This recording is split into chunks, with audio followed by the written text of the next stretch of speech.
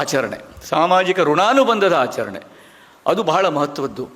ಯಾಕಂದರೆ ಇವತ್ತು ತುಂಬ ವಿಚಿತ್ರವಾದ ಕಾಲದಲ್ಲಿದ್ದೇವೆ ನಾವು.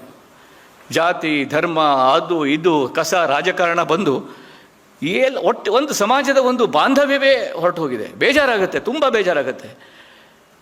ಆಮೇಲೆ ನಮ್ಮ ಈ ಒಂದು ವಿಕಾಸ ಪಥ ಇದೆಯಲ್ಲ, ಯಾತ್ರ ಬಗ್ಗೆ ಅವರು ಎಷ್ಟೆಲ್ಲ ಪುಸ್ತಕ ಬರೆದಿದ್ದಾರೆ. ಆ ವಿಕಾಸ ಪಥ ನಾನು 2-3 ಕಡೆ ಹೇಳಿದ್ದೀನಿ ಇದು, ಬಟ್ ಯಂಗ್ಸ್ಟರ್ಸ್ ತುಂಬ ಜನ ಇದ್ದೀರಿ, ಅದಕ್ಕಾಗಿ ಹೇಳ್ತಿರೋದು. ವಿಕಾಸ ಪಥ ಅನ್ನೋದು ಹಾವು ಏಣಿ ಆಟ ಇದ್ದ ಹಾಗೆ. ಅದು ಸಹಸ್ರಾರು ವರ್ಷಗಳಿಂದ ಬಂದಿದೆ ಹಾವು ಏಣಿ ಆಟ. ಯಾವುದು ಹಾವುಗಳು, ಯಾವುದು ಏಣಿಗಳು? ಮೂಢನಂಬಿಕೆಗಳು, ಅಸಮಾನತೆ, ಹೆಣ್ಣಿಗೆ ಶಿಕ್ಷಣ ನೀಡಬಾರ್ದು, ಹೆಣ್ಣು ಮಾತಾಡಬಾರ್ದು, ಹೆಣ್ಣು ಕೊನೆಯಲ್ಲೇ ಊಟ ಮಾಡಬೇಕು, ಹೆಣ್ಣು ಉಪವಾಸ ಇರಬೇಕು, ಇವೆಲ್ಲ ಜಾತಿ, ಅಸಮಾನತೆ, ಧರ್ಮ, ಅದು ಇದು ಇವೆಲ್ಲ ನಾನಾ ರೀತಿಯ ಅಸಮಾನತೆಗಳು, ಅವೆಲ್ಲವೂ ಕೂಡ ಮೂಢನಂಬಿಕೆಗಳು. ಆದರೆ ಏನು ಚಿಂತನೆ, ಆಮೇಲೆ ಮಾನವೀಯತೆ, ಆಮೇಲೆ ಅಧ್ಯಾತ್ಮ, ಇವೆಲ್ಲ ಅಂದರೆ ಸಮಾನತೆ, ವಿಜ್ಞಾನ, ಸೋಷಿಯಲ್ ಸೈನ್ಸು, ಹ್ಯುಮ್ಯಾನಿಟೀಸ್, ಇವೆಲ್ಲ ಏಣಿಗಳು, ಇವೆಲ್ಲ ಏಣಿಗಳು. ಸೊ ನಮ್ಮ ವಿಕಾಸ ಪಥದಲ್ಲಿ ಒಂದು ಹಾವು ಕಡಿದ್ರೆ ಒಂದು ಏಣಿ ಸಿಕ್ತು ನಮಗೆ, ಮತ್ತೊಂದು ಹಾವು ಕಡಿದ್ರೆ ಮತ್ತೊಂದು ಏಣಿ ಸಿಕ್ತು.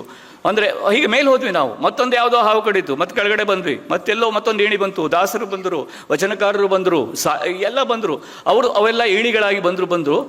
ಆದರೆ ಹಾವು ಏಣಿ ಆಟದಲ್ಲಿ 93ನೇ ಜಾಗದಲ್ಲಿ ಏನಿರ್ತದೆ? ಒಂದು ದೊಡ್ಡ ಹಾವು ಇರ್ತದೆ, ಮಹಾ ದೊಡ್ಡ ಹಾವು. ಆ ಹಾವು ಕಚ್ಚಿದರೆ ನಾವು ಹೋಗುವುದು ಸೀದಾ ಶಿಲಾಯುಗಕ್ಕೆ, ಮತ್ತೆ ಅದು ಕೆಳಗಡೆ ಮತ್ತೆ ಹೋಗ್ತೇವೆ 100 ವರ್ಷ 1000 ವರ್ಷದ ಹಿಂದೆ.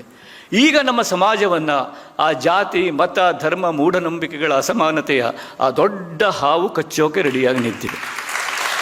ನಾವು ವಿಶೇಷತಃ ಹೊಸ ತಲೆಮಾರಿನವರು ದಯವಿಟ್ಟು ಎಚ್ಚರಗೊಳ್ಳಿ, ಆ ಹಾವಿಗೆ ದಯವಿಟ್ಟು ಬಲಿಯಾಗಬೇಡಿ. ಆವಾಗ ಮತ್ತೆ 3-4 ತಲೆಮಾರು ನಾವು ಹಿಂದೆ ಹೋಗ್ತೀವಿ. ಅಸಂಖ್ಯ ಜನರ ಮನಸ್ಸಲ್ಲಿ ಈ ರೀತಿಯ ಸಂಕುಚಿತವಾದ ವಿಷಯವನ್ನು, ಯಾಕಂದರೆ ಅದರಿಂದ ಬಿಡುಗಡೆ ಆದಾಗಲೇ ನಿಜವಾದ ಬದುಕಿನ ಸಂತೋಷ. ಅದರಿಂದ ಬಿಡುಗಡೆ ಆಗೋದಕ್ಕೆ ಮನುಷ್ಯ ಸಾಹಿತ್ಯ, ಕಲೆ, ಸಂಗೀತ, ನಾಟಕ ಇವುಗಳನ್ನು ಮಾಡಿಕೊಂಡಿದ್ದು.